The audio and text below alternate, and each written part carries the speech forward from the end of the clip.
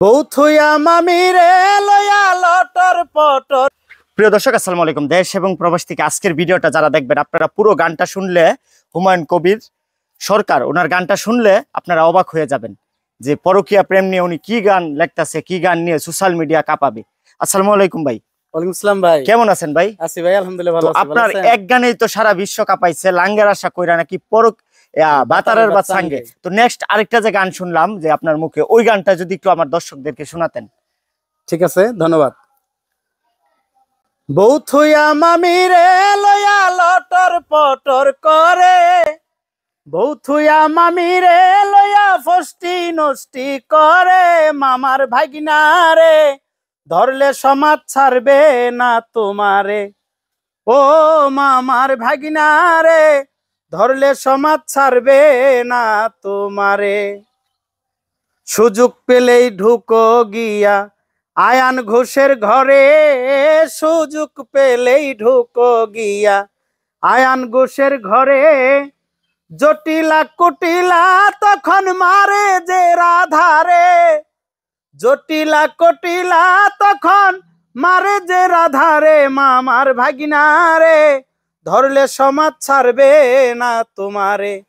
ও মামার ভাগিনারে ধরলে সমাজ ছাড়বে না তোমারে। নিশি রাতে বাজাও বাঁশি যমুনারি পারে, তুমি নিশি রাতে বাজাও বাঁশি যমুনারি পারে। ঘর ছেড়ে বাহিরে নিয়া জাতের ইজ্জত মারে, ঘর ছেড়ে বাহিরে নিয়া জাতের ইজ্জত মারে। রাধার ভাগিনারে ধরলে সমাজ ছাড়বে না তোমারে। ও রাধার ভাগিনারে ধরলে সমাজ ছাড়বে না তোমারে। ও রাধার ভাগিনারে ধরলে সমাজ ছাড়বে না তোমারে। তো প্রিয় দর্শক, এই দেশে এরকম অহরহ ঘটনা হইতাছে। কিছুদিন আগে একটা প্রবাসী মেয়ে আমাকে বলল, ভাই আমার সংসার আমি ছেড়ে প্রবাসী আসছি, শুধু আমার হাজবেন্ড ওনার মামির সাথে পরকীয়া প্রেম করতো। এটা আমাদের বাসার সবাই জানছিল। জানার পরে আমি এখানে তাদের কাছে কালারিং হয়ে গেছি, আমি তাকে ছেড়ে চলে আসছি। তো এই সমাজে পরকীয়ার যতদিন পর্যন্ত কঠিন কোনো আইন না চালু হবে, ততদিন পর্যন্ত পরকীয়া এই বাংলার জমিনে হতেই থাকবে। তো ভাই, দর্শকের উদ্দেশ্যে আর কি বলতে চান?